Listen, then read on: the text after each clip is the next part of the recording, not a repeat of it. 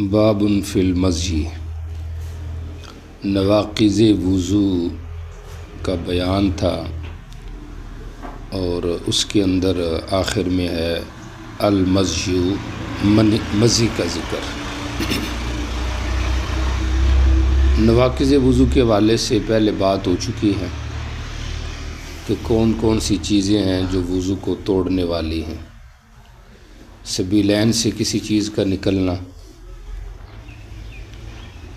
اس کے علاوہ خون، پیپ، رعاف یہ نکلنا، غیر سبیلین سے نجاست کا نکلنا، اس کے علاوہ نوم اور بے ہوشی، تو یہ ساری چیزیں ایسی ہیں جو وضو کو توڑ دیتی۔ مز جو ہے یہ زال کے سکون اور یا کی تخفیف کے ساتھ باب فی المزی، اور اس کو مزی بھی پڑھ سکتے ہیں۔ زال جو ہے وہ موجمہ ہو اور اس کے بعد یا مشدد ہو، جیسے غنیٌ ہے۔ ربط ماقبل سے ہو گیا، اس بات ترجمہ بالمعنی ہے، چونکہ آگے جتنی بھی احادیث ہیں ان کے اندر مزی کے حکم کا بیان ہے۔ تو باب فی المزی کا مطلب باب فی احکام المزی۔ فقہ الحدیث میں مزی کے حوالے سے 4 ابحاث ہیں۔ پہلی بحث یہ ہے کہ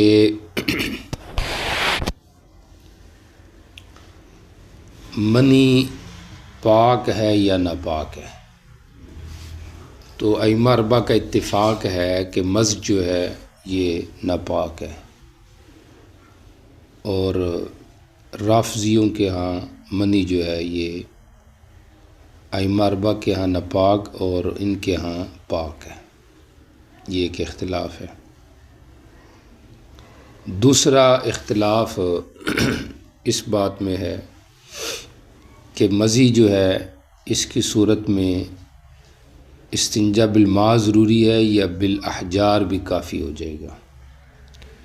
تو شوافع اور احناف کی رائے یہ ہے کہ بالاحجار بھی کافی ہے، اور مالکیہ اور حنابلہ کی اس میں 2 روایتیں ہیں۔ ایک یہ ہے کہ احجار کافی نہیں، اور دوسری یہ ہے کہ کافی ہو جائے گا۔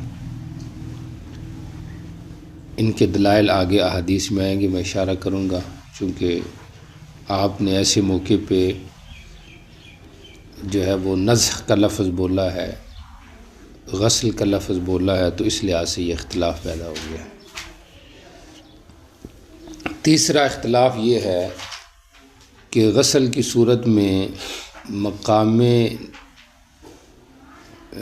محل نجس کو دھونا ہے یا پورے شرمگاہ کو دھونا ہے۔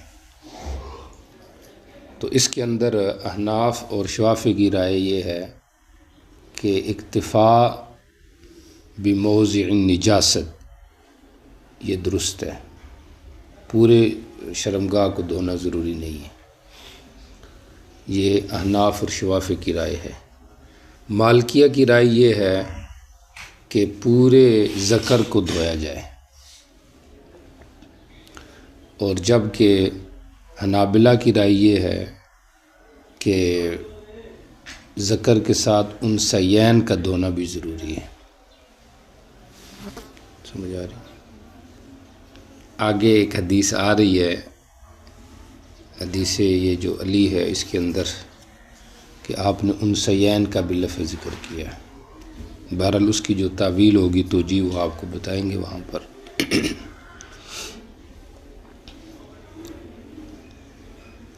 چوتھا اختلاف یہ ہے کہ نزح چھڑکنا مزی کی صورت میں اکتفاء بالنزح یہ کافی ہے یا نہیں۔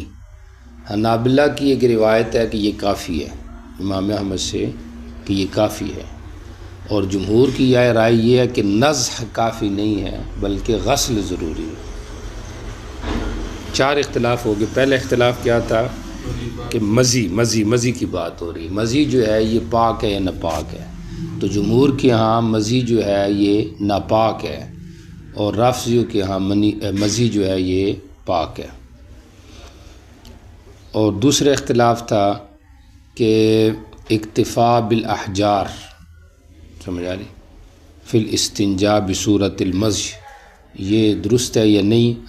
احناف اور شوافی کی رائے یہ ہے کہ یہ درست ہے، اور دیگر حضرات کی 2 رائے ہیں، درست ہے اور نہیں درست۔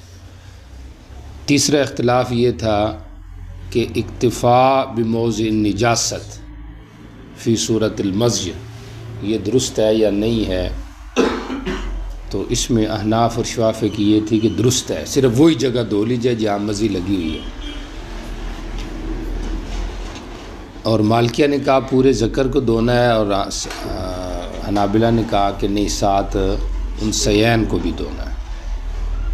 پھر یہ تھا کہ اکتفا بالنضح فی صورت المزی، یہ ہو سکتا ہے کہ نہیں؟ حنابلہ کی روایت تھی کہ ہو سکتا ہے، سمجھ آ رہی، اور جمہور کی رائے یہ ہے کہ نہیں ہو سکتا۔ مزی کہتے کسے ہیں؟ ایک ہوتی ہے منی، ایک ہوتی ہے مزی، اور ایک ہوتی ہے ودی۔ ودی جو ہوتی ہے وہ ماء سخین یخرج بعد البول او عند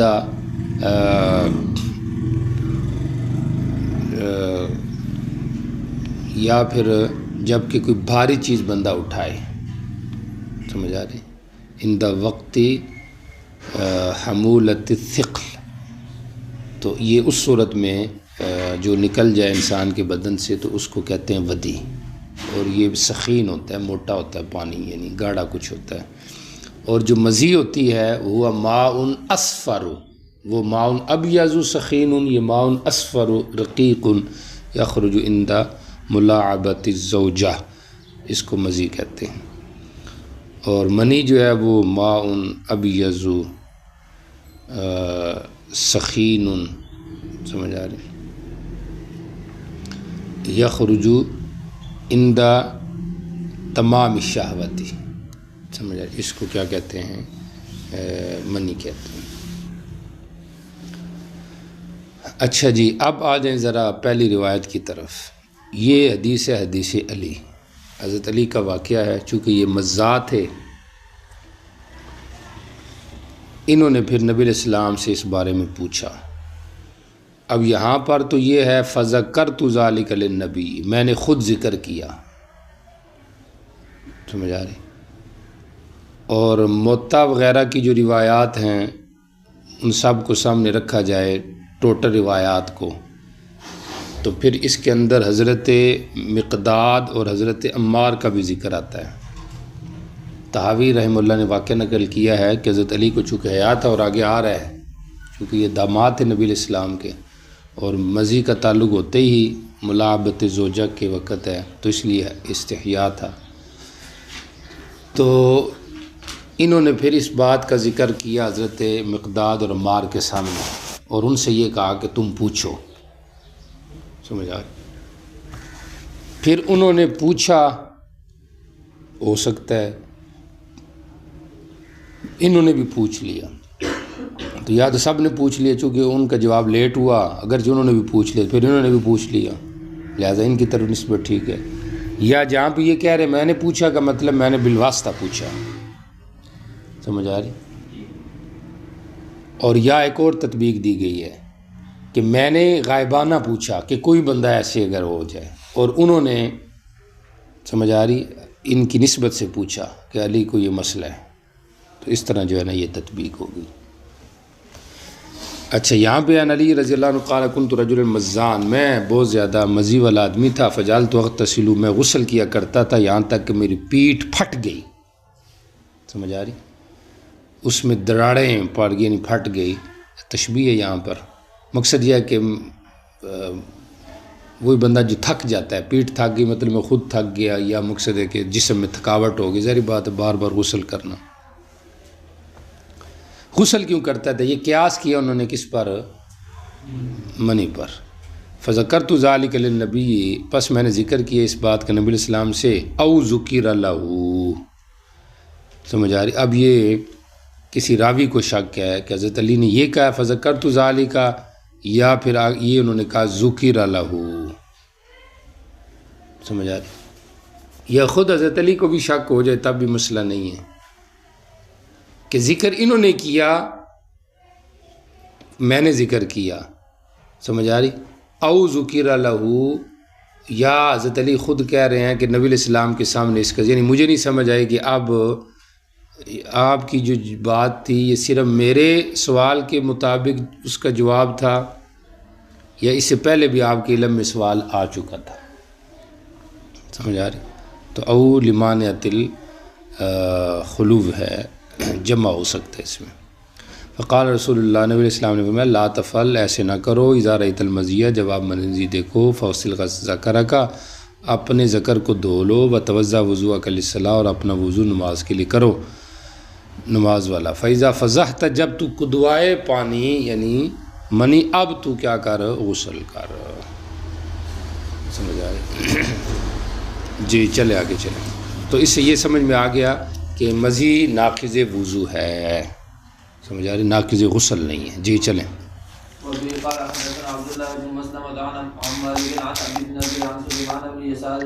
دیکھیں مقداد کہتے ہیں کہ حضرت علی بن ابی طالب نے ان کو حکم دیا کہ وہ ان کے لیے پوچھے مسئلہ عن الرجل، کہ ایک آدمی ہے اذا دنا من اہلی، جب اپنی بیوی کے قریب ہوتا ہے اس سے مزی نکلتی ہے، ماذا علیہ، اس پر کیا حکم ہے؟ جی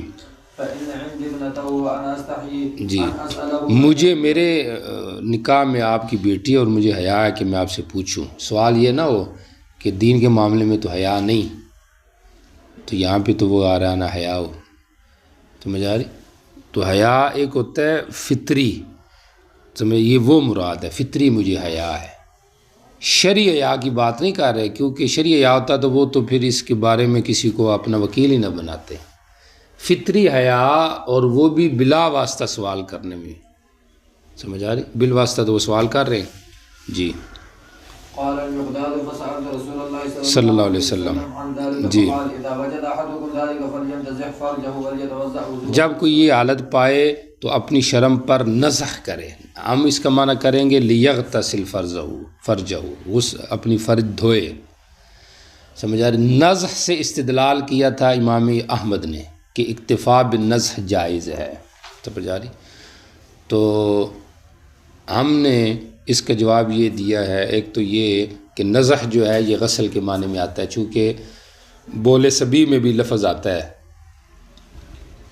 وہاں پہ بھی کس کا لفظ ہے؟ نضح کا، کہ اس جہاں پہ اس نے سمجھ آ رہی؟ نزح ام بول ذکر، بچے کی جو پیشاب ہے اس سے نضح کیا جائے گا، حالانکہ نضح سے مراد وہاں پر کیا ہے؟ غسل ہے، تو یہاں پہ بھی مراد کیا ہے؟ غسل ہے، فلینتضح، لیکن تعبیر نظر سے اس لیے کی ہے کہ اس میں زیادہ مبالغے کی ضرورت نہیں ہے کہ بندہ یہ سمجھے کہ لو جی یہ تو بہت بڑی گندگی لگ گئی ہے، سمجھ آ رہی؟ چونکہ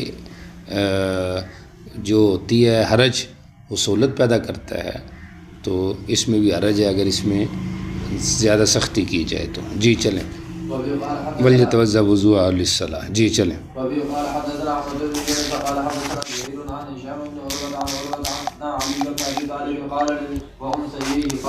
دیکھیں یہاں پہ امام ابو داؤد کیا کہہ رہے ہیں، اصل میں یہاں جو تلامذہ ہیں نا ہشام کے، ان میں اختلاف آ رہا ہے۔ یہ جو ہشام کے شاگرد تھے زہیر، انہوں نے کیا لفظ نقل کیے ہیں؟ لیغسل ذکرہ و انثییہ، انثیین کو بھی دھونا ہے۔ امام ابو داؤد زہیر کی موافقت نقل کر رہے ہیں اور تلامذہ ہشام سے کہ انہوں نے بھی انثیین کی زیادتی نقل کی ہے، سمجھ آ رہی؟ تو مقصود مصنف اس کو ترجیح دینا ہے کہ انثیین بھی غسل میں داخل ہیں، تو ایک لحاظ سے تو یہ موافقت حنابلہ کی ہوگی، تو اس سے یہ شبہ ہوگا، جیسے امام شیخ زکریا فرماتے ہیں کہ یہ حنبلی ہیں پکے۔ بہرحال اگر یہ ثابت بھی ہو جائے انثیین کی زیادتی اکثر روات سے، سمجھ آ رہی؟ تو جمہور کیا کہیں گے کہ یہ علاج اور استحباب پر محمول ہے، بہتر ہے کہ وہ بھی ساتھ دھو لے، سمجھ آ رہی؟ چونکہ ظاہری بات ہے ان سیان پہ بھی جب پانی ڈلے گا تو پھر اس میں مزی جو ہے وہ جلدی ختم ہو جائے گی جی۔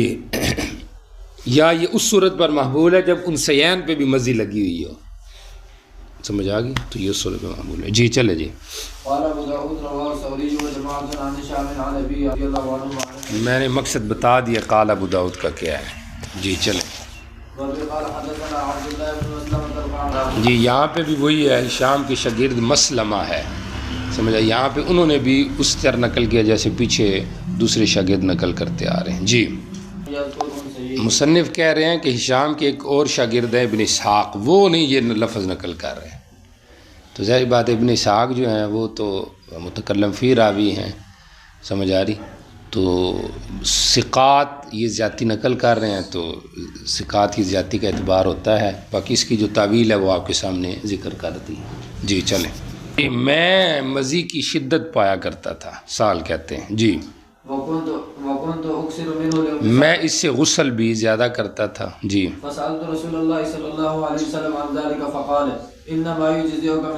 آپ نے فرمایا کہ اس سے تو وضو ہی کافی ہے، غسل کی تو ضرورت ہی نہیں جی۔ کیا فکیف الحکم، کس طرح حکم ہوگا، بما اس مزی کا جو میرے کپڑوں کو پہنچ جائے جی۔ آپ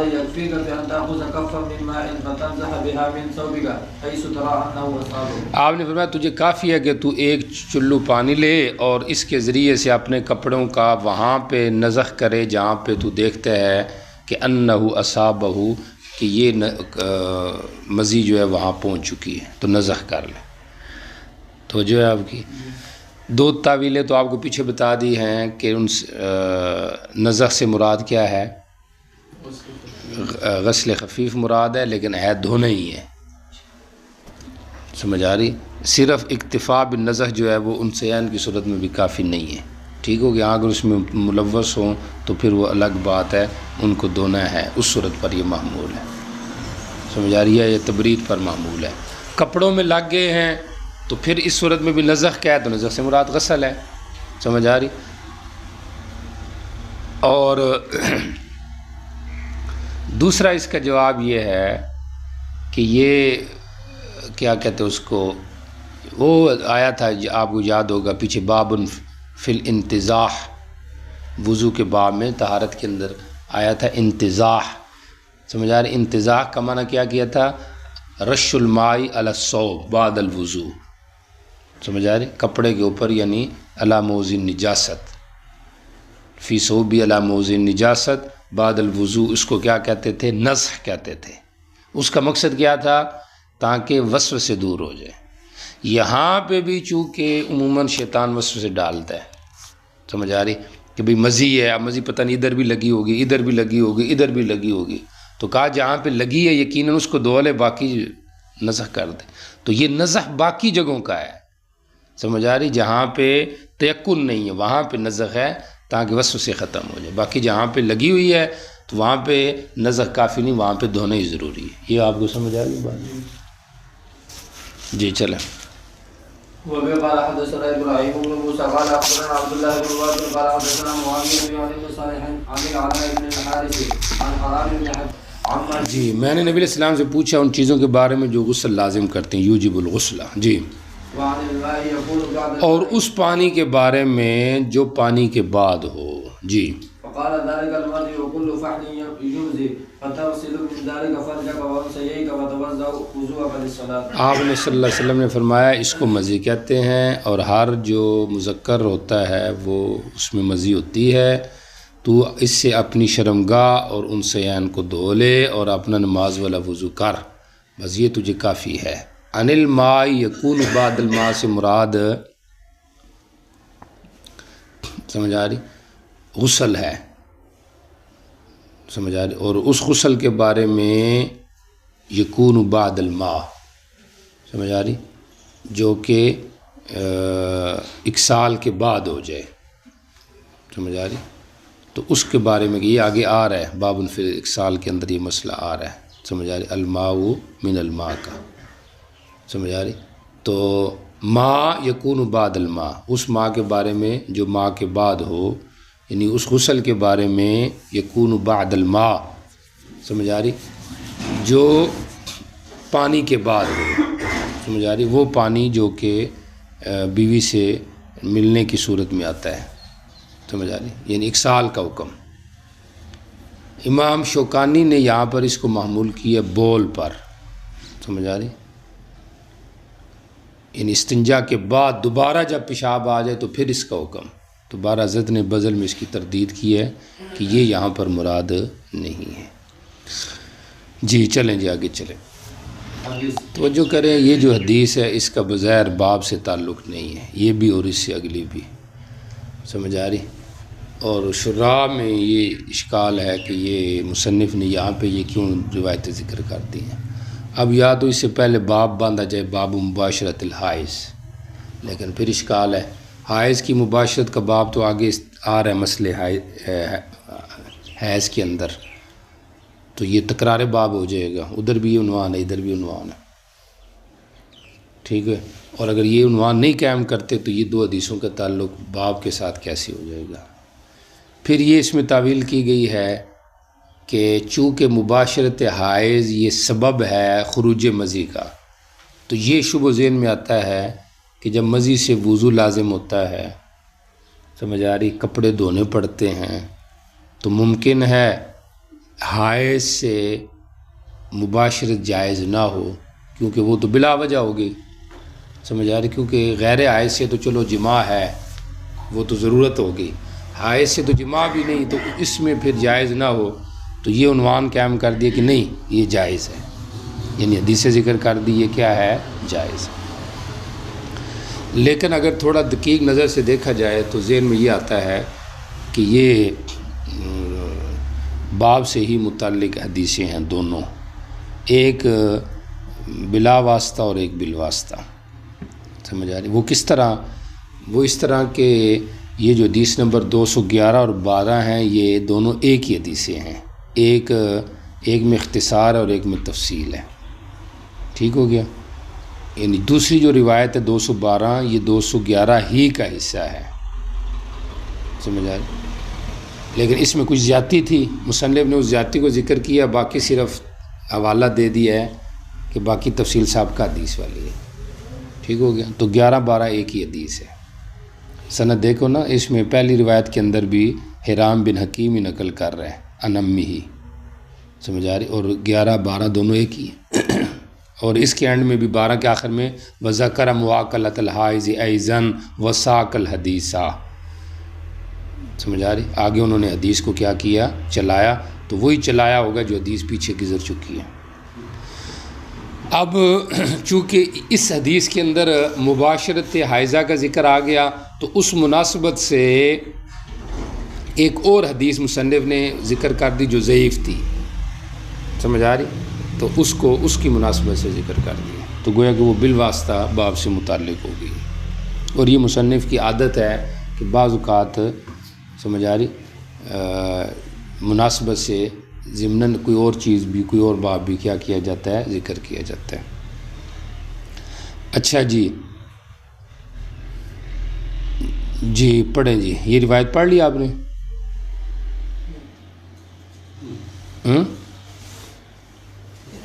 اچھا یہ ترجمہ دیکھیں.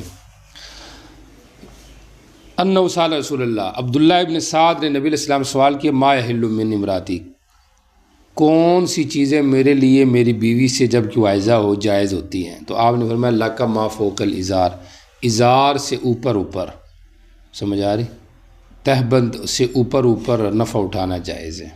اور پھر آگے راوی نے یا نبی علیہ السلام نے ذکر کیا حائضہ کے ساتھ کھانے پینے کو، وساق الحدیثہ، اور پھر راوی نے آگے حدیث جو تھی نا آگے ساری چلائی، سمجھ آ رہی. تو گویا کہ یہ اور پچھلی ایک ہی روایت ہے، یعنی عبداللہ ابن سعد نے آپ سے کئی چیزیں پوچھی ہوں گی، جہاں انہوں نے غسل کا پوچھا اما یوجب الغسل، ٹھیک ہو گیا، جہاں انہوں نے ما من الماء کا پوچھا، وہاں انہوں نے حائضہ کے ساتھ استمتاع اس کا بھی انہوں نے پوچھا، ٹھیک ہو گیا. تو یہ ساری چیزیں ہو گئی. جی چلے آگے چلیں.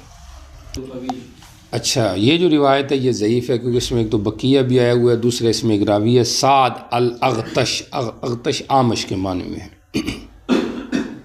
آخر مصنف نے کہا قال ابو داؤد ولیس هو بالقوی، یہ قوی نہیں ہے، یعنی سعد قوی نہیں ہے الاغتش، اور یا یہ سند قوی نہیں ہے، سمجھ آ رہی؟ لیس بالقوی آپ کو پتہ ہے کہ یہ ادنا جو الفاظ جرح ہیں ان میں سے ہے، لیس هو بالقوی۔ باقی حدیث کا ترجمہ دیکھیے، عبد الرحمن ابن عائس قال ہشام کہتے تھے میرے استاد وہ ابن قرط، کہ یہ عائز جو ہیں وہ ضمیر عائز کی طرف لوٹ رہی ہے، یہ ابن قرط ہیں، یعنی عبد الرحمن ابن عائز ابن قرط حمص کے امیر تھے، یہ خود عائز یا ان کے بیٹے جو بھی ہیں۔ عن معاذ بن جبل سألت رسول اللہ، میں نے نبی علیہ السلام سے پوچھا اما یحل للرجل من امرئه، کہ آدمی بیوی سے کیے کہاں چیزوں سے نفع اٹھا سکتا ہے، وہی عائز مثال میں وائزہ ہو، آپ نے فرمایا ما فوق الازار، جو ازار سے اوپر ہو۔ باقی والتعفف عن ذلك افضل، اس سے بھی بچنا وہ افضل ہے کہ بندہ اس سے بھی بچے۔ باقی اختلاف اپنی جگہ پر آئے گا کہ حائضہ سے کس جگہ تک نفع اٹھایا جا سکتا ہے، یہ بات آگے آ رہی ہے۔ روایت ضعیف ہے، باقی تردن الباب مصنف نے اس کو ذکر کر دیا ہے مناسبت سے۔ جی چلے آگے چلیں۔ اچھا جی باب فی الاغتسال، پیچھے نواقض وضو کا بیان تھا، اب نواقض غسل شروع ہو رہے ہیں۔ اور جماع جو ہے یہ جنابت پیدا کرتا ہے، سمجھ آ رہی؟ غسل توڑ دیتا ہے، چاہے انزال ہو یا نہ ہو، سمجھ آ رہی؟ اس مناسبت سے یہاں پہ یہ باب لائے ہیں، باب فی الاغتسال۔ اور جب اغتسال جو ہے یہ ناقص بن جائے گا بغیر انزال کے، تو انزال کی صورت میں تو بطریق اولا، سمجھ آ رہی، وہ ناقض غسل ہو جائے گا۔ بہرحال خروج منی جو ہے یہ موجب غسل ہے، سمجھ آ رہی، کیونکہ جب اغتسال موجب غسل ہے، سمجھ آ رہی، جو کہ غیر خروج منی ہے، تو خروج منی بطریق اولا موجب غسل ہوگی۔ اغتسال کیا کہتے ہیں؟ جماع بلا انزال کو اغتسال کہا جاتا ہے۔ اس بات ترجمہ جو ہے وہ بالمعنی ہے، چونکہ آگے اغتسال وغیرہ سے متعلقہ جو احکام ہیں ان کو ذکر کیا جا رہا ہے۔ فقہ الحدیث میں صحابہ اور تابعین میں اس کا اختلاف رہا ہے، سمجھ آ؟ انصار کی ایک جماعت جس میں حضرت ابی بن کعب بھی ہیں، ان کی یہ رائے تھی کہ اغتسال کی صورت میں غسل واجب نہیں ہے، اور مہاجرین کی ایک جماعت کی رائے یہ تھی کہ اغتسال کی صورت میں بھی غسل لازم ہوتا ہے۔ ان کا آپس میں اختلاف اور اس کا علم ہوا حضرت عمر رضی اللہ تعالیٰ عنہ کو، تو حضرت عمر نے فرمایا انتم اہل الخیار اہل بدر وکیف بمن بعدکم، تم بہترین لوگ بدر والو، تمہاری یہ حالت ہے تو وکیف بمن بعدکم، بعد والے آئیں گے تو وہ کیا کریں گے؟ تو اشارہ کس طرف تھا کہ تمہارے اندر اختلاف ہوا تو امت میں اختلاف پیدا ہو جائے گا، اس لیے تم ایک رائے پہ جمع ہو جاؤ۔ اب حضرت عمر نے تحقیق کی مسئلے کی، سب سے پہلے حضرت حفصہ کے پاس پیغام بھیجا، انہوں نے کہا مجھے اس کا علم نہیں ہے، سمجھ آ رہی؟ پھر پیغام بھیجا حضرت عائشہ کے پاس، تو حضرت عائشہ رضی اللہ تعالیٰ عنہ نے اس کا جواب دیا کہ اس کے اندر نبی علیہ السلام غسل کیا کرتے تھے۔ بات سمجھ آ گئی؟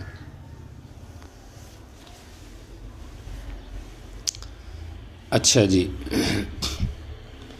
تو یہاں پہ بھی مصنف نے دونوں قسم کی روایات ذکر کی، اور مقصود مصنف جو ہے اس اغتسال کی صورت میں وجوب غسل کو ثابت کرنا ہے، سمجھ آ رہی کہ اغتسال کی صورت میں غسل کرنا یہ کیا ہے؟ لازم ہے۔ اور ویسے بھی حدیث کے اندر آتا ہے، آگے جو روایت آ رہی ہے کہ اذا قعد بین شعب الاربع والزق الختان بالختان فقد وجب الغسل، وہ غسل کیا ہو گیا؟ واجب ہو گیا۔ امام نووی وغیرہ نے لکھا ہے کہ اب اجماع ہو گیا ہے کہ اس صورت میں غسل واجب ہے، سمجھ آ رہی، سوائے بعض ظاہریہ کے، داؤد ظاہری وغیرہ کے کہتے ہیں ان کے اختلاف کا اعتبار نہیں ہے، سمجھ آ رہی۔ اب اتفاق ہو گیا ہے کہ اکسال کی صورت میں غسل کیا ہے؟ واجب۔ اچھا، باقی جو حدیث ہے سمجھ آ رہی، جس کے اندر جس سے یہ سمجھ میں آتا ہے کہ الماء من الماء، آگے روایت آ رہی ہے ان رسول صلی اللہ علیہ وسلم قال الماء من الماء، سمجھ آ رہی، الماء من الماء، پہلے الماء سے مراد غسل ہے اور دوسرے الماء سے مراد منی ہے، کہ غسل جو ہوتا ہے یہ خروج منی سے ہوتا ہے، جب منی نہیں نکلی تو غسل کیسے ہو گیا؟ سمجھ آ رہی۔ اب اس حدیث کو اور دوسری جو روایت ہے جس کے اندر کیا ہے، یہ جو بھی روایت پڑھی ہے اذا قعد بین شعب الاربعہ، سمجھ آ رہی، والزق بالختان بالختان فقد وجب الغسل، تطبیق بھی دی گئی ہے اور بھی اقوال کیے گئے ہیں۔ مثلا ایک یہ کہا گیا کہ یہ الماء من الماء منسوخ ہے، سمجھ آ رہی، اور اس کی دلیل یہ حدیث ابی بن کعب ہے جو یہ کہہ رہے ہیں انما جعل ذلک رخصۃ للناس فی اول الاسلام، یہ شروع اسلام میں تھی رخصت، سمجھ آ رہی، بعد میں اس کو منسوخ کر۔ اب اس میں رخصت کیسے ہے یہ بھی سمجھ لے چلو ساتھ، رخصت اس اعتبار سے تھی کہ اگر اکسال کی صورت میں بھی غسل ہوتا، سمجھ آ رہی، تو کپڑے بار بار گیلے ہوتے، ظاہر بات ہے کپڑے غسل کر کے کپڑے پہننے ہیں نا، سمجھ آ رہے، اب جو کپڑے گیلے ہوتے تو وہ کپڑے بودے جلدی ہو جاتے، ادھر کپڑے کام میں ادھر کپڑے بودے ہو جائیں گے، تو یہ مسئلہ تھا، سمجھ آ رہی۔ اور یا دوسری جو اس کی وضاحت شاید ابن رسلان نے کی ہے وہ اس طرح کی ہے کہ چونکہ کپڑے کم تھے تو میاں بیوی اکٹھے سوتے تھے، اور یہ سبب بنتا تھا کثرت غسل کا، سمجھ آ رہی، کثرت جماع کا، تو اب جب کثرت جماع ہوتا اور بغیر انزال کے بھی غسل ہوتا، سمجھ آ رہی، تو اس صورت کے اندر حرج آتا، لقلت الثياب کا مطلب یہ شروع میں تھا کپڑے کم تھے اور جماع زیادہ تھا، تو اس میں پھر غسل زیادہ کرنے میں حرج تھا، تو اس لحاظ سے رخصت رکھ دی کہ چلو اب جو ہے نا وہ رخصت ہے ایک سال میں غسل نہ کرنے کا، بعد میں پھر اس رخصت کو ختم کر دیا۔ تو ایک تو اس میں یہ وجہ ہوگی کہ یہ منسوخ ہے، اور دوسری اس میں یہ توجیہ کی گئی ہے کہ اس کا تعلق احتلام کے ساتھ ہے، سمجھ آ رہی، حضرت ابن عباس سے بھی یہ منقول ہے، سمجھ آ رہی، اس کا تعلق چونکہ خروج منی دو حالتوں میں، ایک فی الیقظہ اور ایک فی النوم، اور امام نسائی نے تو باقاعدہ اس کے اوپر باب بھی باندھا ہے، باب سمجھ آ رہی،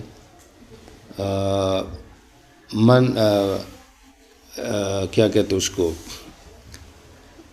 اذا، یہ باب ہے اس آدمی کا، اچھا، جو خواب دیکھتا ہے لیکن اس کو احتلام یاد نہیں ہے، سمجھ آ رہی، اس قسم کا انہوں نے باب باندھا ہے، تو اس کے اندر انہوں نے یہ روایت ذکر کی ہے، سمجھ آ رہی، لیکن اس پہ پھر ایک اشکال ہے کہ اگر اس الماء من الماء کا تعلق اس سے ہے، خواب سے ہے، تو ایک واقعہ آتا ہے کہ نبی علیہ الصلوۃ والسلام کو باہر جا رہے تھے، صحابی ساتھ تھے، آپ محلے بنی سالم میں پہنچے تو ایک صحابی کا دروازہ آپ نے کھٹکھٹایا، وہ اندر سے نکلا اور پھر اس نے یہ مسئلہ پوچھا کہ یا رسول اللہ، بیوی سے بندہ جماع کرے اور انزال نہ ہو تو اس کو بالغسل ہے کہ نہیں؟ تو آپ نے فرمایا کہ الماء من الماء۔ اس سے تو یہ پتہ چل رہا ہے کہ اس کا تعلق بیوی کے ساتھ ملنے کے ساتھ ہے، اس کا تعلق تو خواب کے ساتھ نہیں ہے، تو اس کی پھر یہ توجیہ کی گئی ہے کہ اس کا مقصد یہ نہیں حضرت ابن عباس کا اور امام نسائی کا کہ اس کا اصل محل ہے ہی نوم ہے، نہیں، بلکہ وہ یہ کہنا چاہتے ہیں کہ اب اس کا تعلق صرف نوم کے ساتھ رہ گیا، سمجھ آ رہی۔ اچھا، تو اب اس کا تعلق نوم کے ساتھ رہ گیا ہے کہ اب اگر غسل ہوگا تو پھر نیند کی صورت میں تو پھر وہ خروج ماں کے ساتھ ہی۔ اچھا جی، تو بہرحال یہ کیا ہو گئی، اس کی دو طویلیں کی گئی ہیں۔ اب آ جائے پہلی روایت کی طرف، ترجمہ دیکھیں، حدثنی بعض من ارضا، مجھے بیان کیا بعض ان لوگوں نے ارضا، سمجھ آ رہی، جن کو میں پسند کرتا ہوں۔ اب یہ کون ہیں؟ تو کہا گیا کہ اس سے مراد ابو حازم ہے، سمجھ آ رہی؟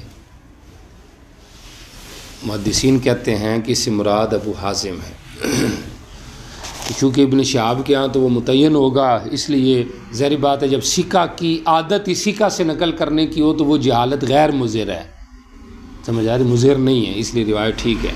سالم بن سعد ساعدی نے ان کو بتایا کہ ابی بن کعب نے ان کو بتایا کہ نبی علیہ السلام انما جعل ذالک، آپ نے یہ رخصت بنائی تھی لوگوں کے لیے اول اسلام میں قلت ثیاب کی وجہ سے۔ بعض نسخوں میں روایات میں قلت ثبات ہے، یا کی بجائے با ہے، تو ثبات و ثبات فی الدین، یعنی شروع میں لوگ چونکہ نئے نئے آئے تھے اس لیے رخصت تھی۔ ثم امر بالغسل، پھر غسل کو حکم دیا اور اس سے روک دیا۔ امام داؤد کہتے ہیں اس سے مراد ما عن الماء سے، سمجھ آ رہی؟ ما عن الماء سے روک دیا ہے،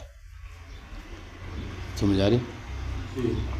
تو مطلب کیا ہو گیا؟ اس سے روک دیا کہ مطلب اب غسل کا حکم دے دیا۔ اور ما من الماء کا مطلب کیا تھا؟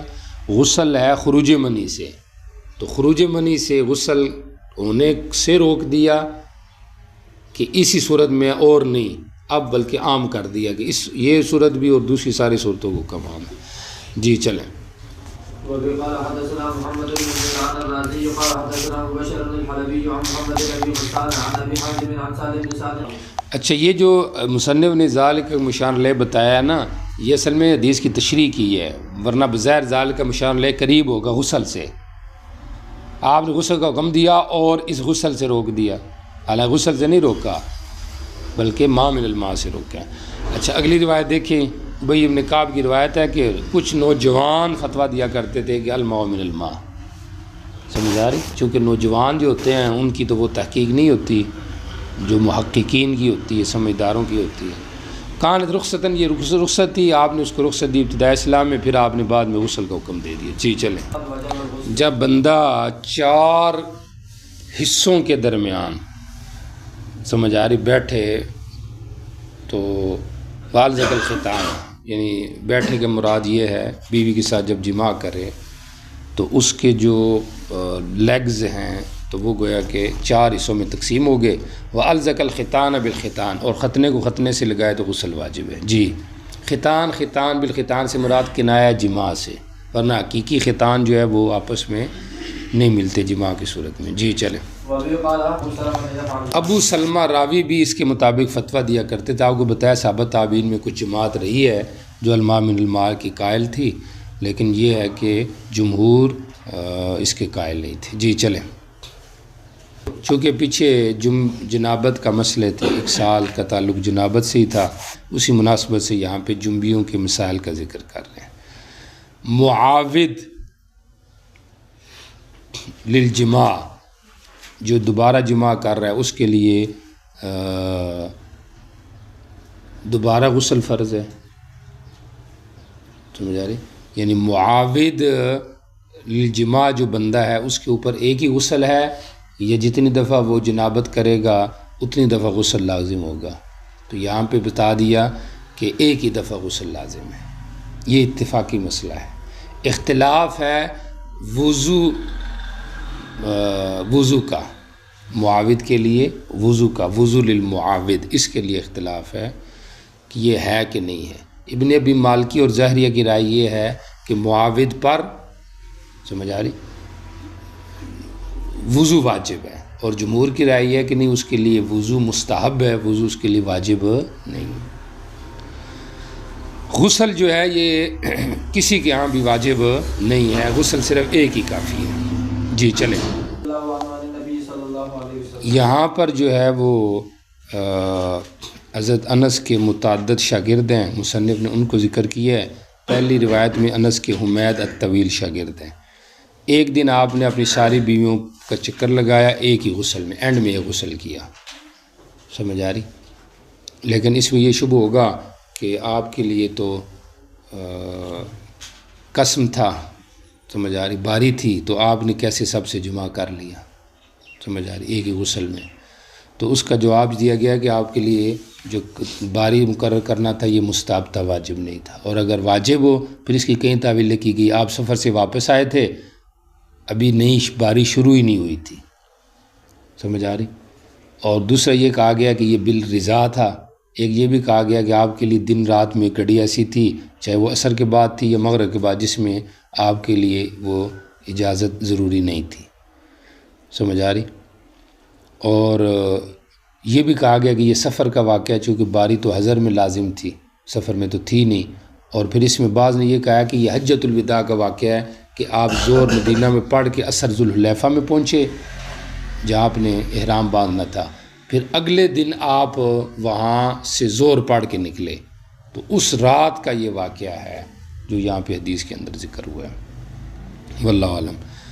اچھا جی، باقی اتنی بیویوں سے غسل کرنا، سمجھا، اجماع کرنا، تو یہ نبی کے لیے کوئی بعید بات نہیں ہے، چونکہ نبی کو جو طاقت عطا ہوتی ہے وہ 4000 مردوں کی طاقت ہے ایک نبی کے اندر۔ وہ کس طرح کہ حضرت انس وغیرہ کہتے ہیں کہ ہمارا آپس میں یہ ذکر ہوتا تھا کہ نبی علیہ السلام کو اوتی قوت 30 رجلا، 30 مردوں کی، اور ایک روایت میں ہے کہ آپ کو 40 مردوں کی طاقت دی گئی ہے، سمجھ آ رہی؟ اور حدیث کے اندر مجاہد وغیرہ سے منقول ہے کہ بلکہ مسند احمد کی یہ روایت ہے کہ ایک نبی کو جو طاقت دی جاتی ہے نا، وہ 100 مردوں کے برابر دی جاتی ہے۔ ایک جنتی کو جو طاقت دی جاتی ہے وہ 100 مردوں کے برابر ہوتی ہے، سمجھ آ رہی؟ تو آپ کو جو طاقت دی گئی وہ 30 مردوں کے برابر اور یا پھر 40 مردوں کے برابر، سمجھ آ رہی؟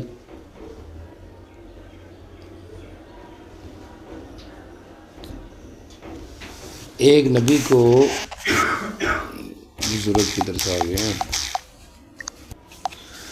اچھا 30 یا 40 مردوں کے برابر، جنتی مردوں کے برابر آپ کو طاقت دی گئی ہے، اور ایک جنتی مرد کی جو طاقت ہے وہ دنیا کے 100 مردوں کے برابر طاقت ہے۔ تو اس لحاظ سے اگر آپ کو 30 مردوں کی، جنتی مردوں کی طاقت دی گئی ہے تو 3000 مردوں کی طاقت آپ کے اندر ہے، اور اگر 40 مردوں کے برابر آپ کو طاقت دی گئی ہے تو 4000 مردوں کے برابر آپ کو طاقت تھی۔ تو بہرحال اس سے ان لوگوں کا بھی اشکال دور ہو جائے گا جو کہتے ہیں کہ نعوذ باللہ نبی علیہ السلام آپ کو کیا ضرورت تھی کہ آپ نے اتنی بیویوں سے نکاح کیا ہے۔ جی آگے مصنف نے قال ابو داؤد، دیکھیں یہاں پہ انس کے شاگرد ہشام ابن زید ہیں، اس کے بعد قتادہ ہیں، پھر اس کے بعد زہری ہیں، ان سب نے بھی ایسے ہی نبی علیہ السلام سے نقل کیا۔ جی چلیں جی، وضو للمعابد، اس کا حکم میں نے آپ کو بتایا، ابن ابی مالک ظاہر کے یہاں واجب ہے، جمہور کے یہاں واجب نہیں ہے، مستحب ہے۔ یہاں پہ روایت دیکھیں، نبی علیہ السلام ایک دن سارے بیویوں کے پاس گئے، اور اس کے پاس بھی آپ غسل کرتے تھے، اس کے پاس بھی غسل، ہر ایک کے لیے آپ الگ الگ غسل کر رہے تھے۔ میں نے کہا اللہ کے رسول آپ ایک ہی غسل کیوں نہیں کرتے؟ آپ نے فرمایا بار بار غسل کرنا از کا یہ زیادہ عمدہ ہے ثواب کے لحاظ سے، اور اطیب اچھا ہے طبیعت کے لحاظ سے، اور اطہر ظاہری لحاظ سے یہ صاف ستھرا ہے، تاکید کے لیے یا تاسیس کے لیے جو بھی جس پر بھی آپ معمول کریں۔ باقی ابو رافع کو کیسے پتہ چلا ہے کہ آپ بار بار غسل کر رہے ہیں؟ حالانکہ یہ تو ایک اندرونی معاملہ ہے، تو ظاہری بات ہے یہ خادم تھے، پانی وغیرہ لاتے ہوں گے، اس لحاظ سے انہوں نے یہ مسئلہ پوچھا۔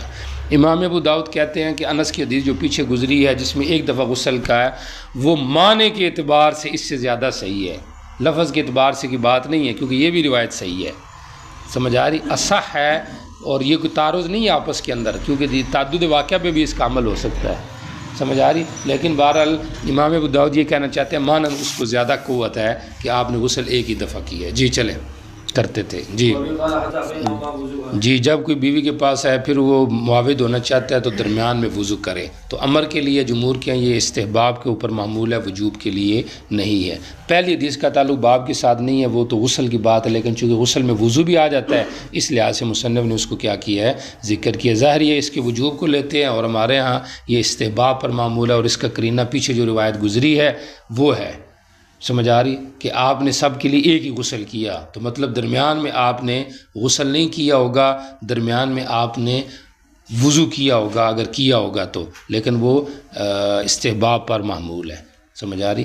اور امام ابو یوسف کی رائے یہ ہے کہ یہ مستحب بھی نہیں ہے۔ اس کی وجہ یہ ہے کہ وضو کا تعلق ہے عبادات سے، سمجھ آ رہی؟